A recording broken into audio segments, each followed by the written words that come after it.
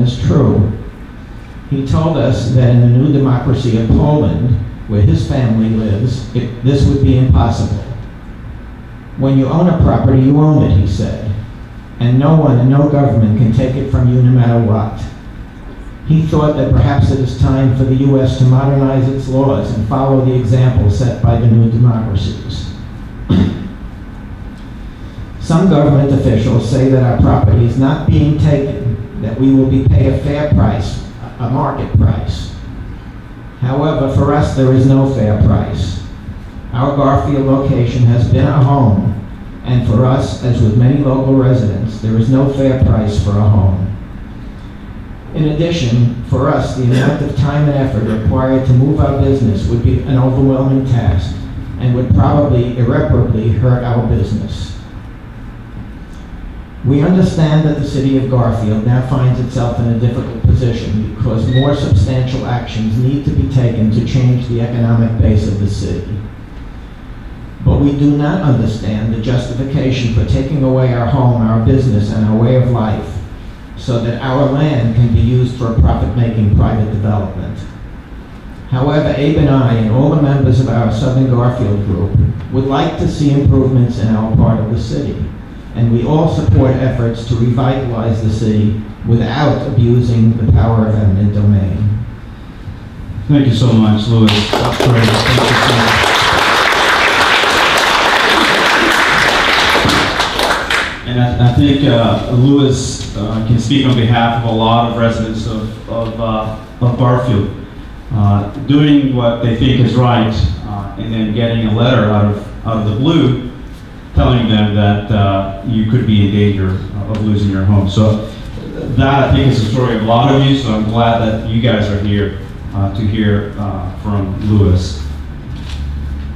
For this next portion of the forum, I have some questions that I'll ask the two panelists here tonight. We're just going to go back and forth with them. And then towards the end of that, I will open up to questions from the audience that you might have for either Malad or Louis. But I'll start here with you, Malad. You mentioned about the blight study here in Garfield. We've since found out in reading it that there's a lot of errors in the study, and this is problematic because of the sheer impact that the study has on property owners like Louis. Can you tell us a little bit more about those errors in the blight study? Sure.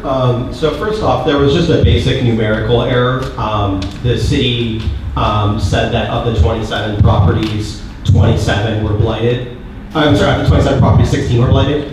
And in fact, under the city's own methodology, only 11 of the 27 were blighted. But even those 11, the city used very suspicious means of tagging as blighted. So to give you one example, the study said that the fire department, where the fire department was housed, was abandoned property. One other methodological problem was like any routine maintenance error was used as evidence that property was unsafe because it supposedly wasn't up to fire code or housing code or building code. I think the biggest picture methodological problem, though, like setting aside how each individual piece of evidence was bad, the biggest methodological problem was that the city didn't inspect. It didn't inspect any of the 27 properties. Like in your case, Louis, did anyone come inside your property and see whether it was supposedly? Not from the city, but the attorney for the recycling center hired a city planner, and he came in and he did a very thorough inspection of our property, both inside and outside.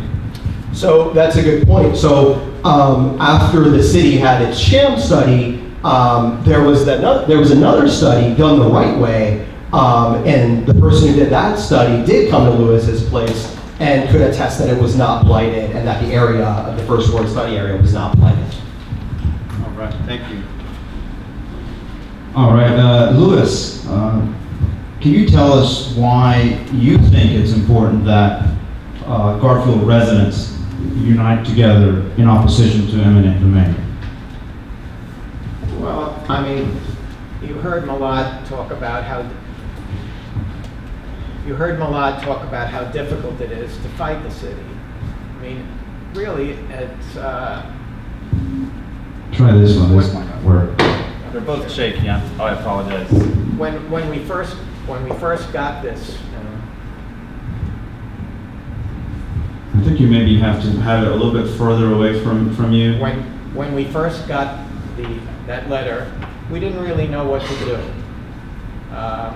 We got a letter in the mail from a law firm that was McCurdy and Riskin, and the letter said that they represent property owners.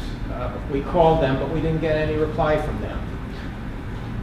And then we got a letter from the Institute of Justice saying that they were organizing an event for the residents who were in Garfield who were being affected. And when I went to that meeting that the Institute organized, I started to learn about what was happening really and what we could do. Now, in some towns, we've heard that when residents go to planning board meetings and protest, and there's a lot of feeling among the residents that this is not right, that the city council changes the way they do the redevelopment. In our case, this wasn't going to happen. The city was completely set on what they were going to do. And we felt that the only thing we could do was to sue the city, to take them to court and challenge their designation of our blight status. And a group of us got together. It's a tough fight because we have to pay an expensive lawyer. And every time you want to talk to him, the cash register rings. On the other hand, the city council, the city manager, the planning board, whoever they are, they're not paying anything. It's my taxes as well as all of your taxes who are going to fight my attorney. So in a sense, my partner Abe and I are paying for both sides of the fight. It's not an easy thing to do, and when you're fighting a city, you know the expression, go fight City Hall. When you're fighting a city who's not responsive to their residents, you just have to do your best, and that's what we're doing. We're determined to keep fighting this in court as long as we have to, and as long as we're able to. That's a great point. And the battle to defend your homes is at the courts, but it's also in the court of public opinion. So I think that's why it's very important that Garfield residents, whether they're impacted today, could be impacted tomorrow, they come together and support Lewis and the lawsuit as well. It starts really with activism. So it's important that you attend. This is a first step for many of you, attending a forum like this. All right, Milan. Yes. And the other things we're looking from the town are two things really.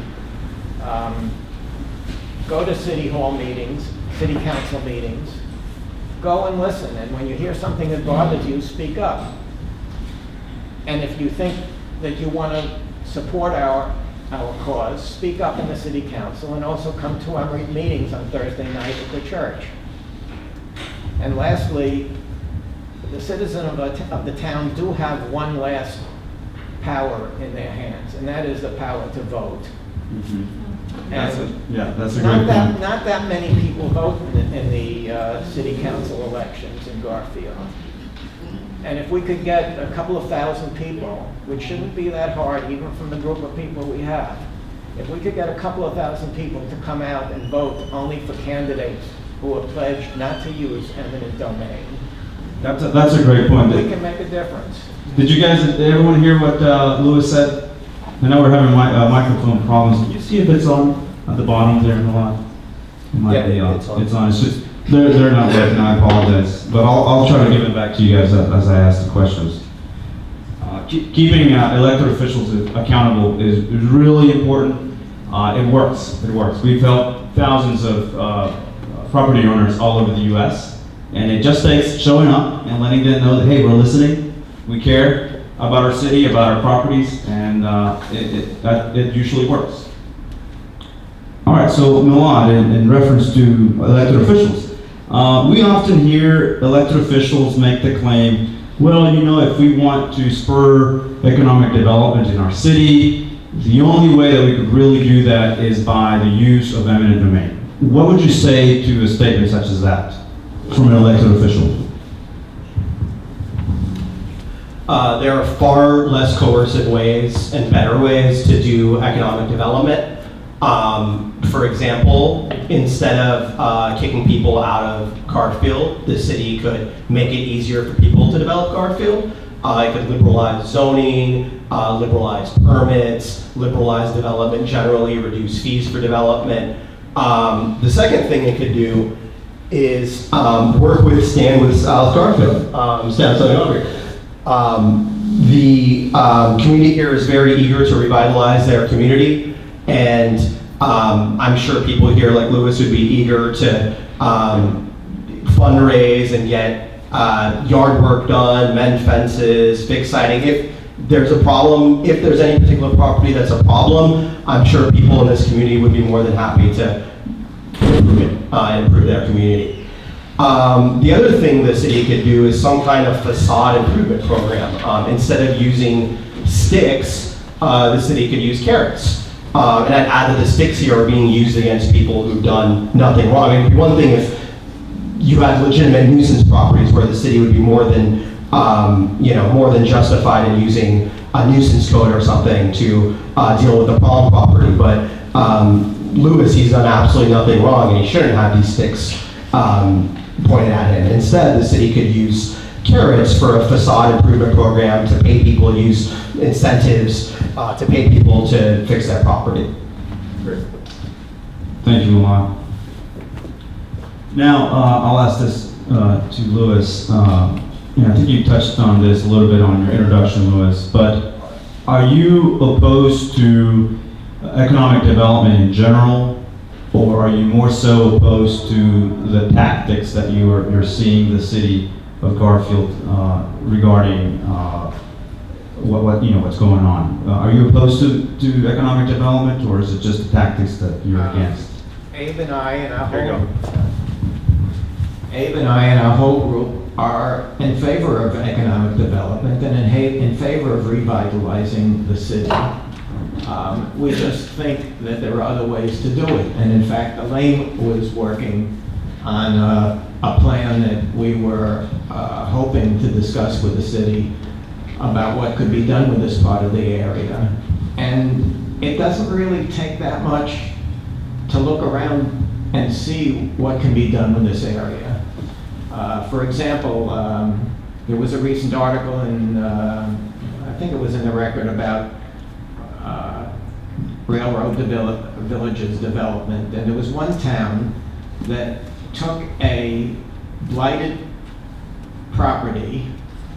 It was contaminated, chemically contaminated, and they made a deal with the developer who came in and totally remediated the blight and took out the soil, in return for which he was given the property to redevelop. And he built up the transit village in that property that had been really a sore in the city's face, similar to what Hayden Chemical is now, a square block of land that's sitting there on River Drive, a short walk to the train station, a short walk to the main street. And I don't know how long it's been sitting there with the problems being in the process of remediation. And if you look at Passaic Street, we saw the macaroni factory, which we think would be a perfect condo conversion, the same way as Soho in Manhattan was once changed from Hell's 100 Acres to one of the great fashion and art districts of the city. Buildings like the macaroni factory became $4,000 a square foot condos. Instead, for some reason or other, the city has decided that it was better thing was to convert it into a mini storage facility. And how that goes in with the city's plans to change the main street into a fancy shopping area full of bars and upscale restaurants and fancy shops. I can't figure it out. I don't know of any other city that's made a mini storage facility that's just done for redeveloping a main street. But there are things to be done. There is land for sale. There are people who want to sell their property. There is empty land around. And we don't see why we have to have our life taken away from us because another plan is favored. Thank you, Louis. Yeah, that's a great point. You know, there's a lot that goes on in the private sector, you know, to get development, to revitalize communities. It doesn't have to come, and it shouldn't come down to taking people's properties, to promise something that perhaps doesn't ever materialize, as Malat pointed out to earlier. All right. So Malat, I mentioned earlier how the Institute for Justice has been involved in helping property owners for over 20 years now, since our founding. We love to work with property owners who are from whatever background. We don't discriminate in that regard. And we've saved nearly 20,000 homes, as I mentioned earlier, businesses, from blight studies that simply were erroneous, condemnations that were unfair, unfounded. So we've had a lot of experience helping those people impacted by those types of studies or condemnations or designations to come out and effectively get themselves out of that tough spot and be able to stay in their homes or in their businesses, places that they've invested a whole lot of money. So, with that being said, what are some of the key to those successes, Malat, that we could use, just based on our experience with IJ, with the Institute for Justice, that we could use and impart with residents of Garfield? Yeah, I mean, I'd say the keys are to stay organized and to make your voice heard. I was recently in Eastridge, Tennessee. It's a suburb of Chattanooga. And Eastridge was doing something very similar to what Garfield did here. It was tagging an area as blighted that was perfectly fine. The people there were furious after organizing and creating an eminent domain opposition group similar to Stand Southern Garfield. This group really put the heat on public officials, really made public officials in Eastridge know that the pressure was on them, that people weren't happy with them.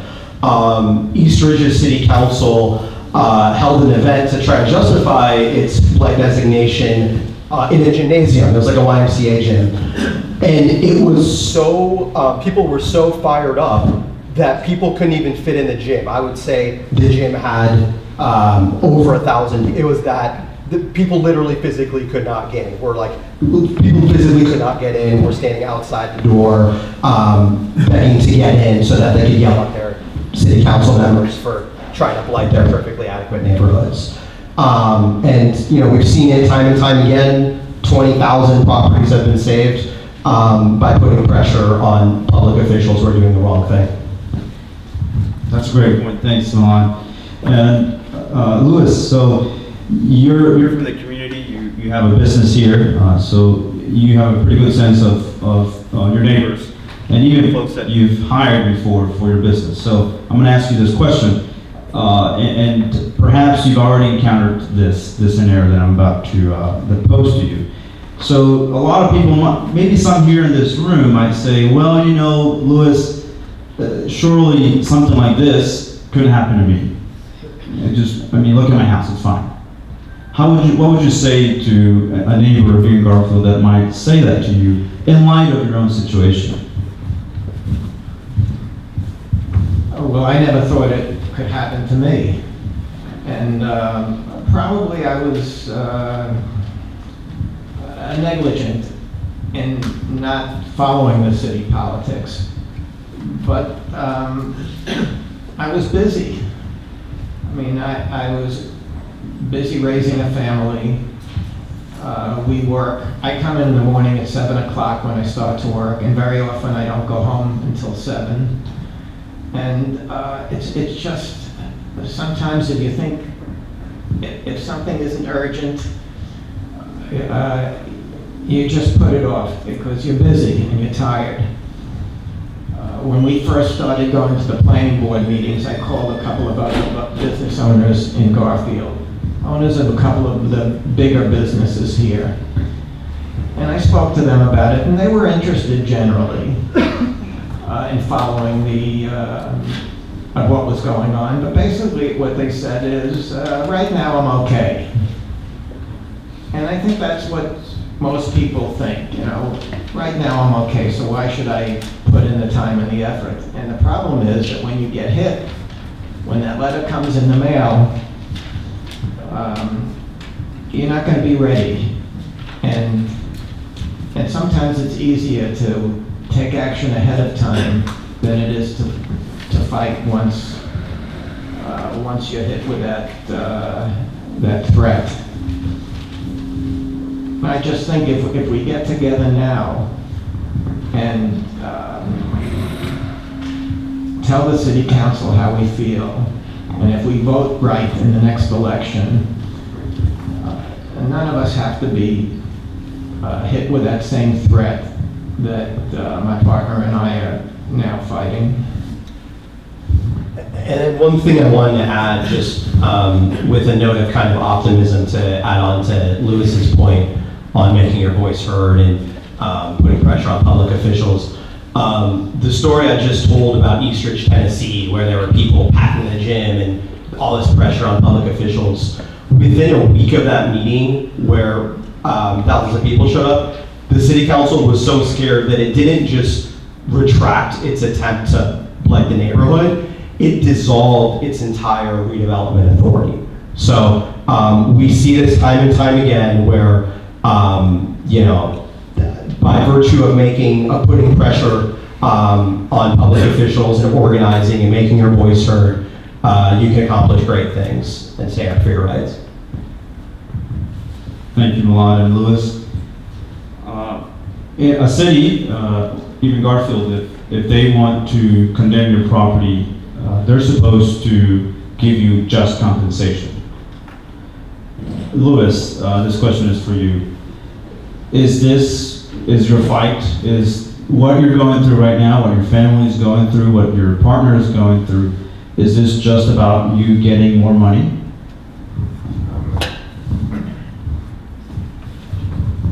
More money is a different issue. For people who don't mind selling their property, all right, they're going to negotiate about money. But what we want is we just want to be left alone. We have our lives, we have our business, and we want to continue to do what we're doing. Our business, after 22 years operating in the same location, working most of the time 11 or 12 hours a day, very often on weekends. Our property is our home just as much as the place we sleep. And for many of us, there isn't any fair price. We don't want to think about negotiating a price. We just want for the city to redevelop the city with